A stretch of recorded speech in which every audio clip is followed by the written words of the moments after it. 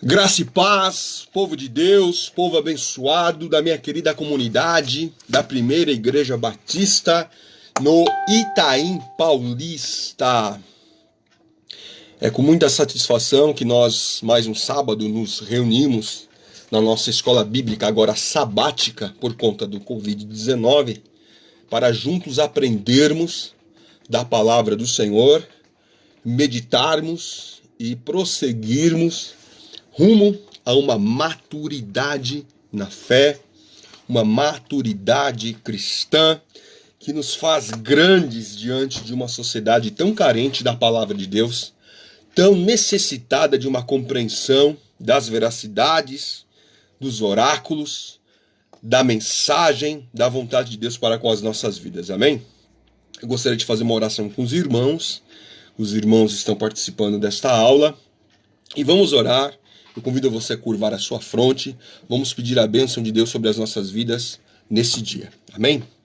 Pai eterno, eu te dou graças pelo privilégio que tu nos concedes de nós levantarmos nesse dia de sábado, Senhor.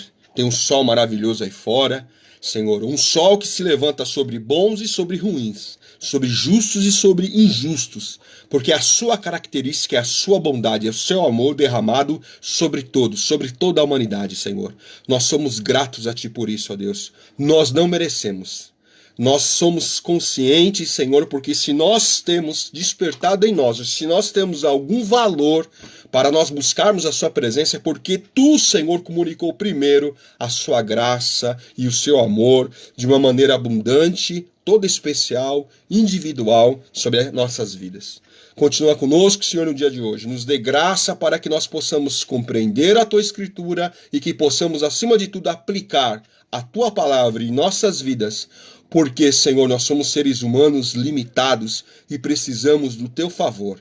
Em nome de Jesus, Senhor, que a maior de todas as bênçãos, que a Sua presença entre nós e em nós se concretize e se realize nessa data. Em nome de Jesus eu te dou graças. Amém. Bem, meus queridos irmãos, quem tem participado das aulas, quem tem participado dessas escolas bíblicas de sábado, com todos os professores, em especial eu digo, quem tem assistido às minhas aulas, eu tenho tentado de uma maneira bem simples possível, nós termos uma compreensão da Escritura, do Novo Testamento, de uma maneira imparcial, de uma maneira crítica, construtiva, fora da tradição histórica do cristianismo, o que é muito importante. Por que é importante isso? Porque nós, principalmente aqueles que não nascem dentro de um ambiente cristão, ele possui informações gerais do cristianismo que dão uma visão um pouco que distorcida da realidade. Como assim, irmão Rodolfo? Dou um exemplo para vocês. Dentro da tradição cristã, quem é que nunca ouviu ou quem é que nunca aprendeu que Jesus, por exemplo, nasceu dentro de um curral ou de um estábulo e foi colocado em uma manjedoura? Nós não encontramos esse fato histórico registrado no Novo Testamento, né? Não é o Novo Testamento que diz isso, muito pelo contrário. Se nós formos ler o Evangelho de Mateus, nós vamos ver que Jesus foi encontrado numa casa, e não casa de animais, numa casa habitada por seres humanos, tá certo? Mas a tradição histórica do cristianismo, né, com um viés católico muito forte, vai dizer que são 3 reis magos, enquanto que a Bíblia não diz quantos reis são. Diz que eram os magos, então eram mais de um, então era plural. Mas não diz se eram 3, se eram 4, se eram 5, se eram 10, entendeu?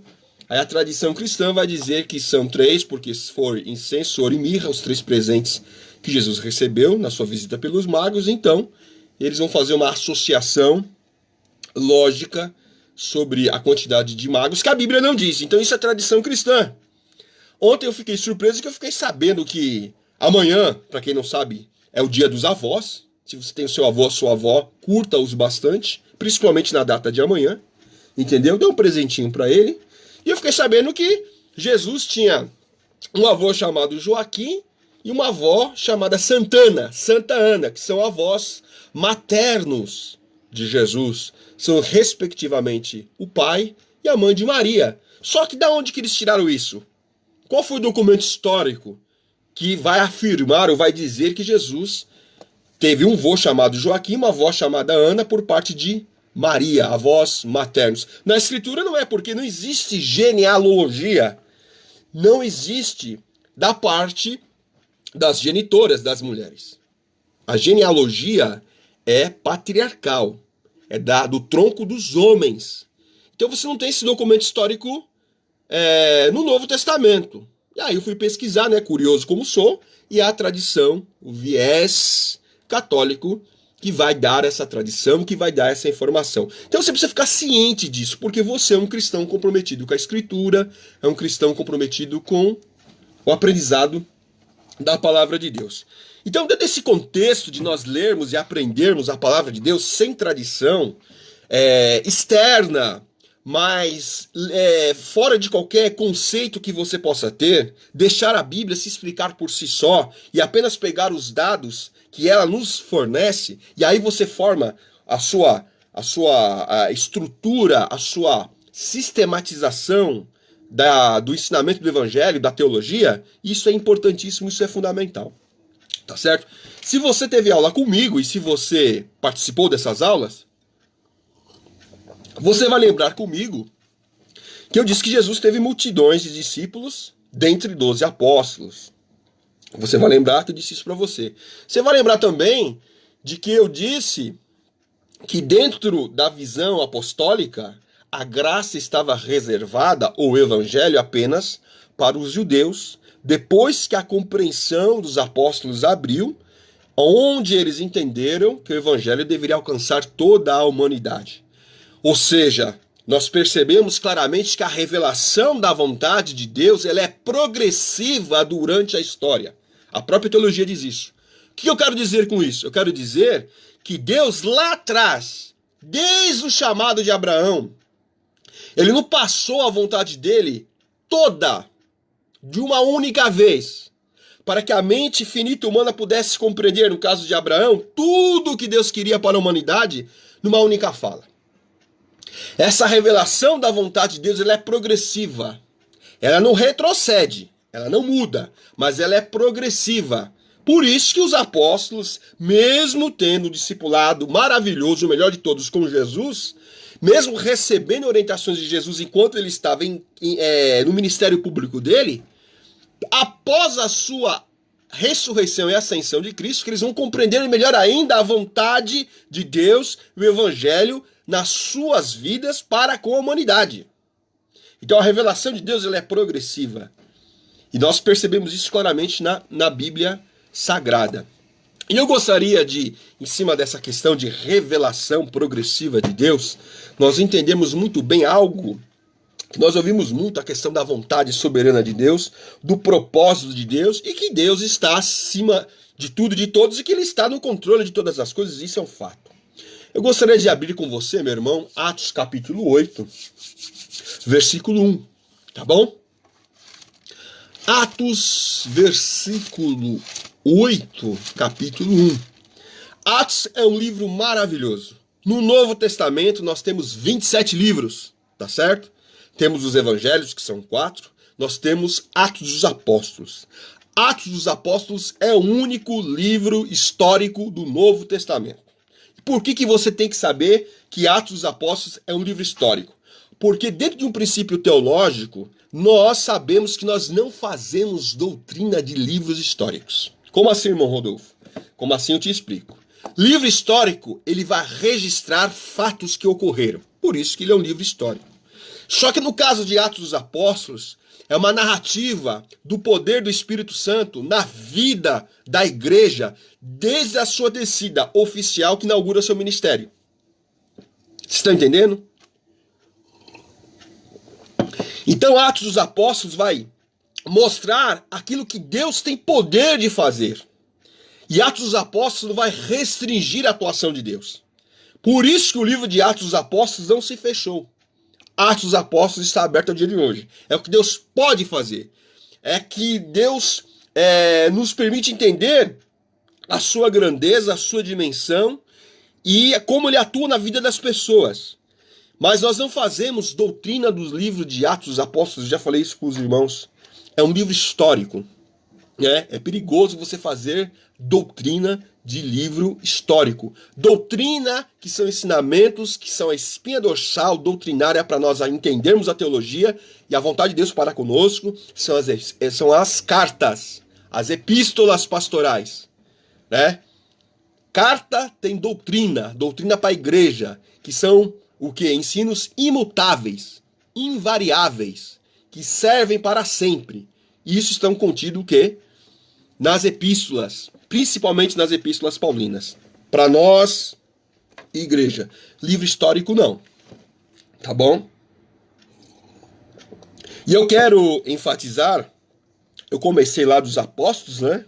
Dos discípulos.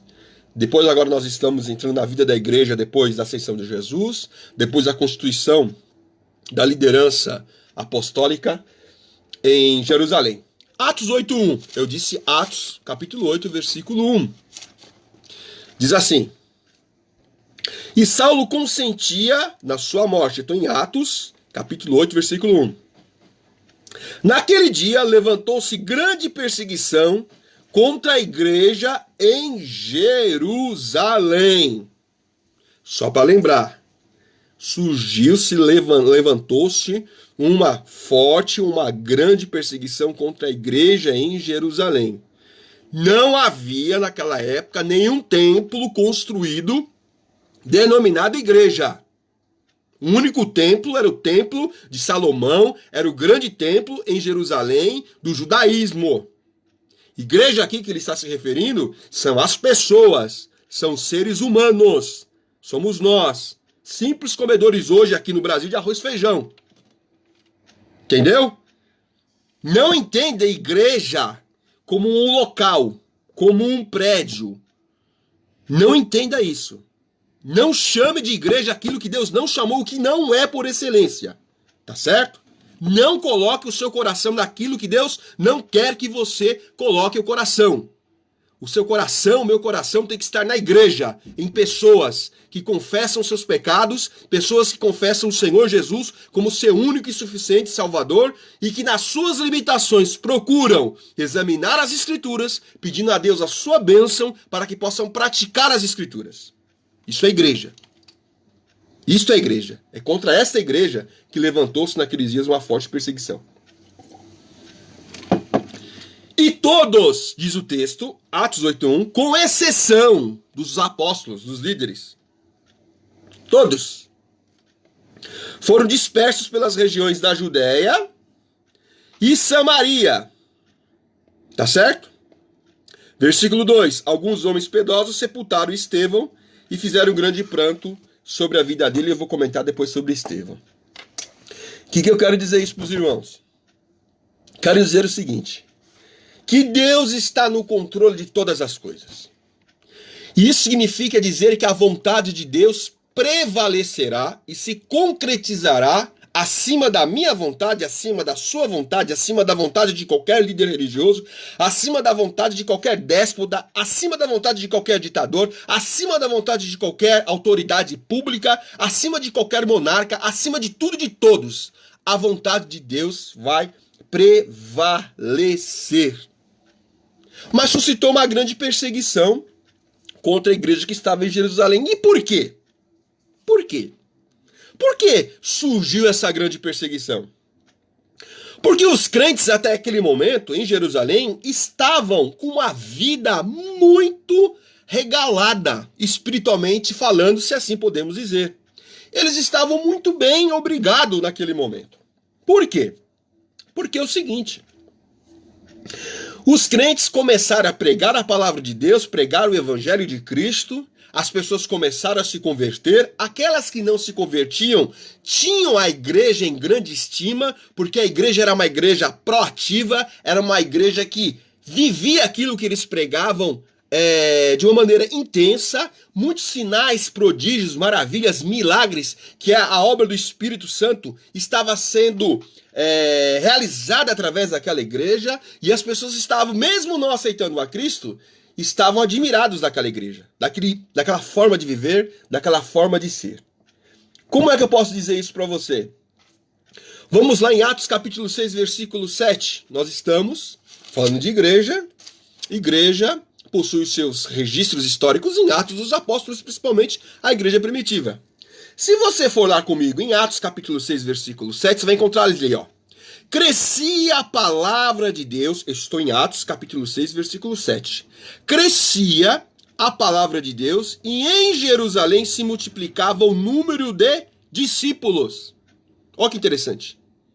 A igreja estava atuante, estava pregando, estava vivendo o evangelho, estavam ativos, estavam proativos, o Espírito de Deus atuando na vida dos irmãos, testificando o que eles pregavam, e a consequência foi o seguinte, que a palavra de Deus crescia, se proliferava, era amor sendo derramado através da vida desses irmãos, em Jerusalém.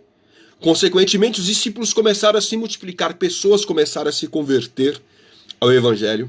E olha o detalhe que ele vai falar, que é o final do versículo 7 do capítulo 6. Muitíssimos sacerdotes obedeciam à fé. Sacerdotes. Quem que eles estão falando? Aqui são aqueles que oficiavam no templo. Nós temos fariseus, nós temos saduceus, nós temos os herodianos, nós temos os escribas. Escribas eram os copistas da lei, que trabalhavam diretamente e principalmente com os fariseus, tá bem? Nós temos os essênios, que é uma casta religiosa que vivia a parte da vida política e religiosa específica ali do templo, tá certo? Que os essênios foi a única, vamos dizer assim, segmento religioso, o único segmento religioso, a única casta religiosa, podemos dizer assim, que nós não encontramos uma crítica contundente de Jesus contra eles. Provavelmente, os essênios ou assênios, eles eram pessoas muito sérias naquilo que eles acreditavam, e seguidores do judaísmo. Mas o interessante é que o texto diz agora que os fariseus, que foram pedras de tropeço na vida de Jesus, e no começo da igreja também foram, parte desse sacerdócio, certo? E acredito que aqui, aí por inferência, está aqui alguns membros religiosos, sacerdotes dessa categoria, estavam obedecendo à fé, estavam aderindo ao cristianismo. Ou seja, a igreja estava impactando também esses homens. E se nós analisarmos o livro de Atos dos Apóstolos, nós veremos Pedro sendo usado nas mãos do Senhor de uma maneira especial, que estava deixando realmente os líderes, os sacerdotes, os fariseus, os saduceus, admirados da forma que ele falava, se expressava e pregava o evangelho, e como Deus usava a vida dele para realizar sinais, prodígios e maravilhas. É um texto histórico. E a igreja tinha grande simpatia pelo povo, né? Atos capítulo 5, versículo 42. Vamos ver o que diz ali? Atos 5, 42. E todos os dias no templo, de casa em casa, não cessavam de ensinar e de pregar Jesus o Cristo. Quem fazia isso? A igreja. A igreja ia no templo de Jerusalém, porque era a concentração dos judeus, né? No templo, porque ali está a religião, o judaísmo, tá certo? Eles iam lá fazer o quê? Pregar o evangelho. Eles iam de casa em casa fazer o quê? Ensinar Jesus, o Cristo ressurreto. E eles conseguiram a admiração de todo aquele povo. Mas vamos voltar àquilo que eu falei no começo? Que o propósito de Deus que prevalece, que permanece, é a vontade soberana de Deus. E qual que é a vontade soberana de Deus, a qual Deus vai cumprir a qualquer preço, que ninguém pode retroceder, que ninguém pode interferir, que ninguém pode impedir? Está lá em Mateus 28. Vamos lá em Mateus 28? A grande comissão, somente você da Igreja Batista do Itaim Paulista, sabe muito disso, que é uma igreja missionária, uma igreja que tem um DNA missionário, né? Olha o que diz lá o texto. Mateus, capítulo 28, tá bom? Versículo 18. Jesus aproximou-se e falou a todos eles, dizendo: toda a autoridade, em outras versões, é-me dada toda a autoridade nos céus e na terra. Versículo 19 do capítulo 28 de Mateus. Indo então vocês, portanto, façam discípulos de todas as nações, batizando-os em nome do Pai, do Filho e do Espírito Santo. Versículo 20 vai encerrar. Ensinando-os a guardar todas as coisas que vos tenho ordenado. E eis que estou com todos vocês até a consumação dos séculos, até quando tudo se consumar, até quando toda a vontade de Deus for concretizada. Por que eu estou lendo Mateus capítulo 28, versículo 18 a 20? Porque aqui está a base da vontade soberana de Deus. Qual é a vontade soberana de Deus? A propagação do Evangelho. O objetivo de Deus, a vontade de Deus soberana é que o Evangelho alcance todas as nações. Que todos possam ouvir e entender o Evangelho. Essa é a vontade de Deus. E Deus tem compromissos com essa vontade. Nessa vontade soberana de Deus, todos os propósitos de Deus vão concorrer para que ela aconteça. E eu quero que você entenda isso. O povo em Jerusalém sabia, a igreja de Jerusalém, que eles tinham que se esparramar.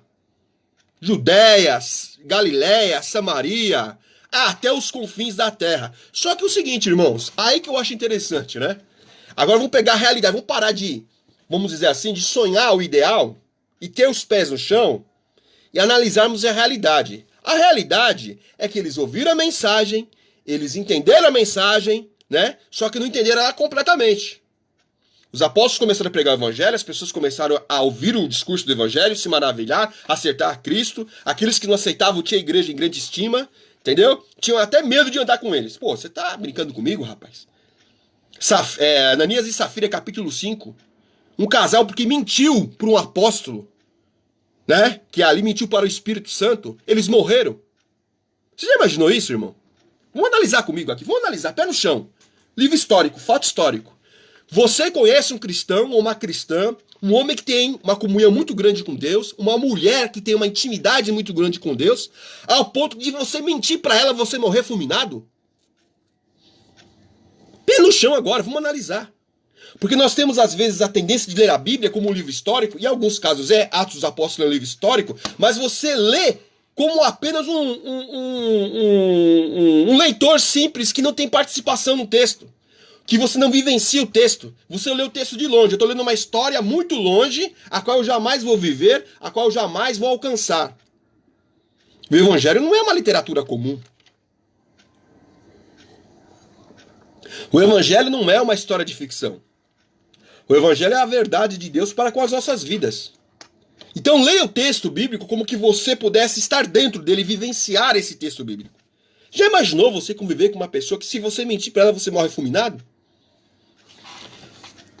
Será que ia morrer muita gente fulminada na nossa comunidade? Não responde não. Responde para você. Vocês estão entendendo? E o que acontece? A igreja começou a crescer e estava tudo bom. E Deus curando, Deus salvando, e gente se convertendo, e bênção muito grande, e aqui está muito bom. Se transformou Jerusalém em uma zona de conforto. Vocês estão entendendo? Ficou muito confortável ali. Só que Deus precisava que esse evangelho saísse das fronteiras de Israel, de Jerusalém. Não saiu nem de Jerusalém ainda, quanto mais de Israel. Mas os crentes ficou acomodados. E crente acomodado é uma bênção. Crente acomodado só tem um jeito de desacomodar o crente. E a gente leu em Atos 8:1. Eu fico imaginando, aí é eu que estou dizendo, tá? A trindade ontológica. Eu fico imaginando o Pai, o Filho e o Santo Espírito olhando, né? Conversando um com o outro, falando, meu, os crentes não vão pregar o evangelho? Os crentes não vão falar de Jesus? Aí o que acontece? Perseguição. Vamos dispersar crente? Perseguição. E igreja é aquilo. Quanto mais você bate, mais ela cresce. Você quer ver a igreja estagnar quando ela não é perseguida? Quando a igreja de Cristo não é perseguida de nenhuma maneira, ela estagna. Quando ela é perseguida, aí ela explode, ela cresce. Por isso que em Atos 8:1 houve essa grande perseguição contra a igreja, com exceção dos apóstolos. As pessoas se dispersaram e começaram no caminho pregar o evangelho, e os apóstolos permaneceram. Agora, irmãos, viva o texto bíblico. Você já imaginou ser perseguido? Você, geralmente, é uma pessoa nômade. Ou seja, você estabeleceu um lugar que você organizou sua residência, organizou seu trabalho, organizou sua família, entendeu? Você imagina você sendo perseguido ao ponto de sair do seu bairro, sair da sua cidade e ter que abandonar sua família, o seu emprego, os seus parentes, não digo família propriamente dita nuclear, pode ser que em alguns casos sim, mas imagina você ter que mudar toda a sua vida, toda a sua rotina, você sair da sua zona de conforto. Deus teve que mexer na zona de conforto daquela igreja para que esse evangelho pudesse me alcançar aqui agora, para eu poder compartilhar com vocês um pouco que eu conheço da Escritura, e você também. Então a vontade soberana de Deus prevaleceu. Nem que for para perseguir. Porque a vontade soberana de Deus era a propagação do evangelho. E com isso, Deus sempre terá compromisso. Se nós formos agora em Atos capítulo 9, né? Livro histórico de Atos dos Apóstolos, capítulo 9.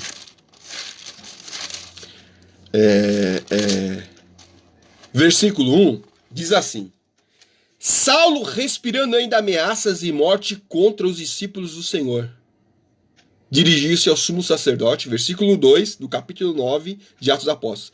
E lhe pediu cartas para as sinagogas de Damasco, a fim de que, se achasse aqueles que diziam que eram do evangelho ou do caminho, pudesse levá-los o quê? Homens e mulheres presos para Jerusalém. Agora a coisa começa a mudar de figura aqui. Se veja, irmão, no texto bíblico. Saulo, até então, Saulo, aqui não é Paulo o apóstolo, aqui é Saulo, o perseguidor da igreja, por ser um homem zeloso do judaísmo, por fariseu que ele era. Ele ameaçava prisão e morte para os crentes. É discípulo de Jesus, era cadeia ou morte. E eu queria a autoridade do sumo sacerdote para levar esse pessoal tudo preso para Jerusalém. Porque a igreja estava crescendo, e a igreja cresce assim. Na perseguição. Agora se veja você perseguido. E por que eu estou falando para você se ver perseguido? Porque a questão que estou dizendo é a vontade soberana de Deus. Qual que é a vontade soberana de Deus que não pode ser anulada? A propagação do evangelho. E às vezes, e o que aconteceu aqui, é que a vontade soberana de Deus para se cumprir, precisou de gente morrer. E precisou de gente ser presa. Estevão não morreu? O versículo 1 do capítulo 8 de Atos é o finalzinho do que aconteceu no versículo do capítulo 7. E Estevão era um homem cheio do Espírito Santo, cheio da graça de Deus, cheio do poder de Deus, era um diácono, um baita de um homem de Deus, tá certo? Ele foi preso, foi questionado sobre o que ele acreditava, e ele deu um discurso maravilhoso, ao ponto, por inveja, os líderes religiosos da época dele o apedrejaram até que ele morresse. Olha o que ele falou: Senhor, na sua oração, não impute a eles este pecado de homicídio que eles estão cometendo agora. Ele morreu abençoando a vida dos seus algozes. Dá pra gente se comparar? A vontade soberana de Deus. Foi necessário sacrificar a vida de um homem para que o evangelho pudesse propagar. E isso impactou a vida de Paulo. No caso aqui, Saulo. Que Saulo presenciou e viu a oração dele. Só que Saulo não tinha a compreensão e a revelação da graça de Deus tão poderosa na vida do ser humano. Mas depois haverá na vida de Paulo esse impacto, essa graça entrando na vida dele. E mesmo assim, Saulo, no capítulo 9, versículo 1, ele quer autorização para mandar prender e matar os crentes se necessário for. Tá certo? Eu gostaria de ler com vocês o versículo 31.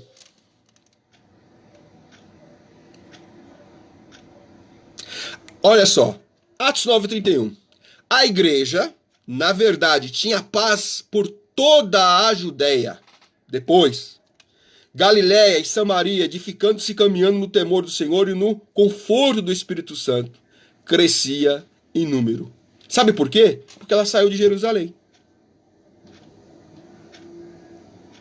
A igreja que o texto está falando, que ela conseguiu conquistar paz, porque ela saiu da sua cidade de Jerusalém, abaixo de perseguição, para onde iam os discípulos de Jesus, pregavam o evangelho, estabeleciam comunidades cristãs, estabeleciam rebanhos do Senhor, estabeleciam igrejas, certo? E aí a consequência do reino de Deus estabelecido é paz entre eles. Mas foi necessário que perseguição para que a vontade soberana de Deus e propagação do evangelho viesse a acontecer. Foi necessário morrer Estevão para que essa vontade prevalecesse. Olha só, interessante que às vezes alguém pode questionar, pô, mas precisou morrer Estevão. Vocês viram a morte de Estevão? Analisa o final do capítulo 7. Ele viu Jesus à destra do poder de Deus. Ele morreu, não vou dizer que a pessoa morre com prazer, né? Difícil eu expressar esse termo. Mas Estevão, quando ele morreu, ele sabia para onde ele ia diretamente. É coisa que só acontece com a igreja. Você tem que ter muita comunhão com Deus para você vivenciar isso. Entendeu? Mas quando você está na vontade de Deus, quando o amor de Deus, a verdade de Deus prevalece, você sente a paz de Deus invadir a sua vida, você vê a convicção do Espírito falando no seu coração, que Deus está conosco. Isso é maravilhoso, isso é fundamental, irmãos. Para nós, enquanto igreja do Senhor Jesus, entendeu? Isso é tremendo. O homem que vive essa igreja intensamente experiências maravilhosas que você tem com Deus. E Saulo, no versículo 21 do capítulo 9 de Atos, ele é um homem que exterminava. O testemunho que ele teve de outras pessoas não era esse Saulo aí que exterminava, ou o termo, exterminava, executava os crentes. Tem alguém querendo executar crente aí na sua comunidade? Onde você mora? Talvez possa ser uma execução emocional, psicológica, de relacionamento, afetiva. Aqui era pior ainda, aqui era física. Mas aí Deus encontrou-se se manifestou para a vida de Saulo, e Saulo teve uma vida totalmente transformada e abençoada para glória de Deus. Em Atos capítulo 15, versículo 5, diz assim: insurgiu-se, entretanto, alguns da seita dos fariseus. Atos 15, versículo 5. Insurgiram-se, entretanto, alguns da seita dos fariseus que haviam crido. Crido de quem? No evangelho. Os sacerdotes obedeciam à fé. De uma igreja impactante. De uma igreja que trabalhava. De uma igreja que entendeu a vontade de Deus para a vida dela. De uma igreja que sabia qual era o propósito de Deus. Tá certo? Interessante, olha só. Eu fico comparando, porque é interessante você fazer comparações construtivas do comportamento que as pessoas tinham de épocas diferentes da história com o nosso comportamento contemporâneo. O que seria perseguição hoje para você? Talvez para você hoje o desemprego seja perseguição. Talvez para você hoje o Covid-19 seja perseguição. Eu não sei, pode ser que para você entenda isso. Talvez para você perseguição possa ser alguma outra coisa que não tenha a mesma intensidade que houve com a igreja primitiva. Em Atos capítulo 12, eu gostaria que você lesse com atenção comigo, a partir do versículo 1. Atos 12, a partir do versículo 1. Diz assim: por aquele tempo mandou o rei Herodes, prender alguns da igreja para os maltratar. Isso aí era normal, tá? Você está sofrendo perseguição? Vamos lá. Fazendo passar ao fio da espada nada mais, nada menos que, na época, o presidente da igreja de Jerusalém, assim podemos dizer, não tinha um CNPJ constituído, mas era o líder da igreja de Jerusalém, ao lado do irmão e de Pedro. Tiago, irmão de João, filho de Zebedeu. Vendo ser isso, versículo 3, que agradou os judeus, prosseguiu prendendo também a Pedro, e eram os dias dos pães asmos, ou perto da Páscoa. Olha que coisa mais bonita, ó. Herodes, provavelmente Agripa, ele mandou cortar a cabeça de Tiago e prender a Pedro, para agradar os judeus. Deus deixou de ser soberano por isso? Deus deixou de cumprir o seu firme propósito? A vontade inerrante eterna de Deus retrocedeu porque os líderes foram presos e mortos? Muito pelo contrário. Muito pelo contrário. A vontade de Deus é que o evangelho se propague. A vontade de Deus é que o evangelho alcance a humanidade. E dentro desse propósito, nada vai impedir. Pode acontecer morte, pode acontecer roubo, pode acontecer assassinos, as pessoas podem se dispersarem, mas o propósito de Deus vai se concretizar, que é o avanço do evangelho. Por isso que eu gostaria de dizer para você que você e eu devemos ler a Bíblia de uma maneira imparcial, fazermos uma crítica construtiva nos detalhes ricos que ela nos informa. Hoje nós temos o evangelho sendo pregado que você está dentro de uma redoma de vidro e que você é intocável. Será mesmo que nós somos intocáveis? E por que você é intocável? Porque Deus tem um de melhor para você? Porque você tem que ser o líder? Porque você tem que ser cabeça? Porque você não pode ser cauda? Porque você tem que ter o melhor emprego? Porque você tem que ter a melhor esposa ou o melhor esposo? Porque você tem que ser o mais inteligente? Porque você tem que ser o mais próspero? Porque você tem que ter mais dinheiro? Porque você não pode ficar doente? Porque você não pode ficar enfermo? Porque você não pode ser preso injustamente? Porque se for justamente tem que ser preso, independente da religião que ele exerça. Evangélico tem que ser picareta. Aliás, cristão não tem que ser picareta. Cristão tem que ser ético.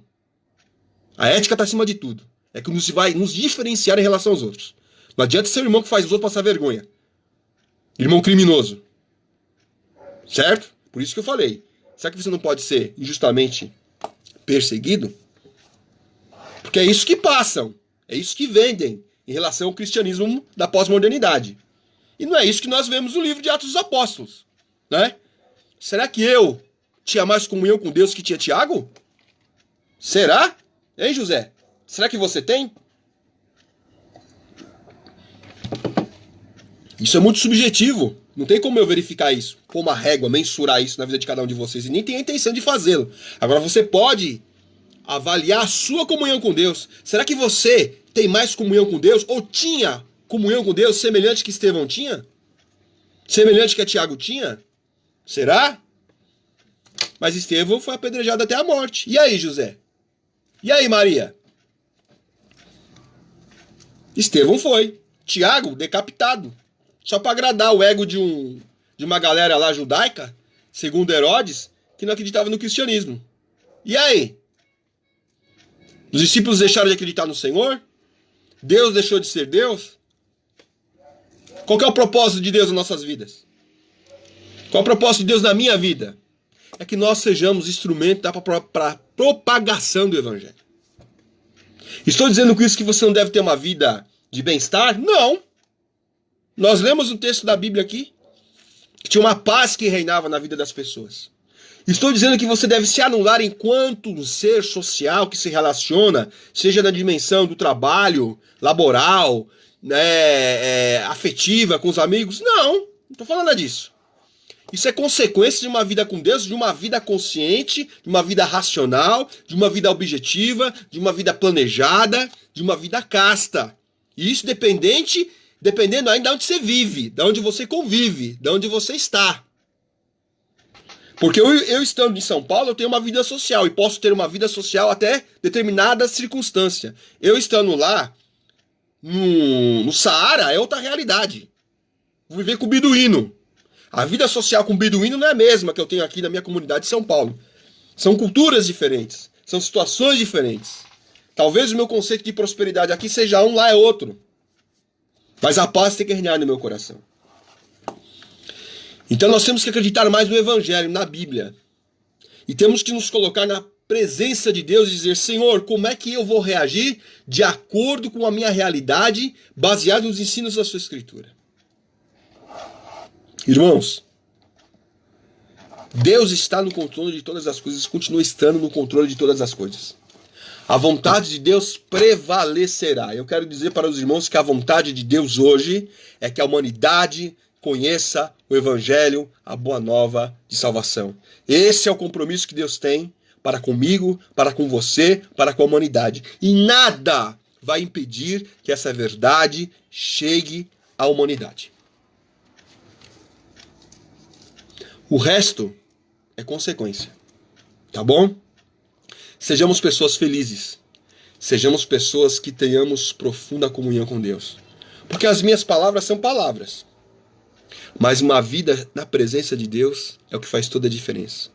É Deus falando, interagindo com você, meu irmão. É você vivenciando as transformações de Deus na sua vida. É você vendo Deus realizando na sua vida maravilhas infinitas. Tá bom? Deus está no controle de todas as coisas. A soberana vontade de Deus prevalecerá. Entenda o que é ser igreja. Estude a Escritura fora da tradição histórica. Conheça a tradição histórica, mas questione o texto bíblico, que você vai avançar, você vai progredir, você vai amadurecer mais na fé, tá bom? Deus nos abençoe. Deus esteja conosco nesse sábado. Um beijo no coração dos irmãos. Estou com muita saudade de vocês. Estamos tomando com muita cautela medidas necessárias para que nós possamos passar por esse momento de pandemia da melhor maneira possível. Continuemos orando. A pandemia não vai impedir o avanço do Evangelho, mas façamos a nossa parte, tá bom? Eu gostaria de orar com vocês agora. Tenha um ótimo sábado a cada um, na paz do Senhor, tá bom? Vamos orar agora. Deus eterno, eu te dou graças por esse momento, Senhor, onde que nós estivemos falando sobre a tua Escritura. Senhor, eu quero orar por cada irmão que está passando por um momento difícil, de dificuldade, Senhor. Principalmente aqueles que estão com dificuldade em desenvolver os seus trabalhos, as suas atividades, que são a base do seu autossustento. Ó Deus, tem misericórdia, que tu possa suprir as necessidades, através até mesmo das suas respectivas comunidades cristãs, conforme as ofertas que nós temos recebido para ajudar aquele irmão com uma cesta básica, Senhor, com leite, Senhor, com mantimento, Senhor, para aqueles que não conseguem se manter. Ó Deus querido, que tu possa abençoar a humanidade, ter compaixão de nós, que essa pandemia possa ser vencida, Senhor, e que possamos retornar ao curso normal de nossas vidas, ó Deus. Senhor, abençoe a cada irmão que tem contribuído de uma maneira generosa, Senhor, voluntária, com alegria, para que os projetos da nossa comunidade não venham a parar, Senhor. Obrigado por cada irmão que é voluntário no trabalho da construção da sua igreja, por aqueles que também são remunerados, Senhor. Obrigado, Senhor, por todos, Senhor, e por tudo aquilo que nós temos recebido de Ti, Senhor. É fruto do Seu amor, é fruto da Sua misericórdia. Obrigado pela vida de cada irmão, de cada irmã que tem entendido, Senhor, que fazem parte de uma comunidade atuante, Senhor, e dentro das suas limitações se propõem a se dedicarem, a trabalharem em prol do avanço do Teu Evangelho, Senhor. Aos irmãos que estão hospitalizados, aos irmãos que estão doentes, ó Santo Espírito, tem compaixão, conforta, consola, Senhor, que eles possam se sentir confortados por Ti, que eles possam sentir a Tua presença, Senhor. Ó Deus, que eles possam ter a saúde física restabelecida, Senhor, para que o Teu nome, ó Deus, venha a ser glorificado. Que, Senhor, Tu seja absoluto em nossos corações. Abençoe, Senhor, a cada irmão, a cada irmã, Senhor, a cada jovem, a cada adolescente, a cada criança, a cada professor, ao pastor, Senhor. Abençoe, Senhor, aos membros do colegiado, Senhor. Abençoe, Senhor, os membros da diretoria jurídica. Abençoe, Senhor, os membros, Senhor, da equipe, Senhor, eles, Senhor. Abençoe, Senhor, os departamentos, Senhor, os embaixadores do Rei, as mensageiras do Rei. Deus, ser conosco, Senhor, nós precisamos de Ti, Senhor, mais do que nunca. Nos abençoa, nos fortaleça, Senhor, que a Tua verdade prevaleça entre nós, Senhor, que o Teu reino prevaleça entre nós, Senhor, que o conceito de ser igreja, de viver igreja, possa estar ardendo nos nossos corações, que possamos amar aquilo que Tu amas, Senhor, que possamos, Senhor, enaltecer aquilo que está no Teu coração, Senhor, que Tu venha a ser tudo em todos, ó Deus.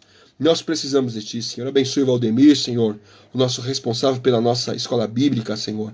Ó Deus, dê a ele, a sua esposa, a seus filhos, Senhor, cada vez mais a sua graça, Senhor, a sua sabedoria, o seu amor, a sua presença, Senhor. Que nós nunca venhamos desanimarmos, mas que venhamos estar a cada dia, ó Deus, cientes que o Teu amor está sobre as nossas vidas. Nós queremos sentir o Teu amor, a Tua presença, o Seu cuidar sobre as nossas vidas. Cada um de nós, Senhor, tem a sua importância. Cada um de nós, Senhor, tem, ó Deus, de Ti um chamado, Senhor. Tem um dom para exercer na Tua casa.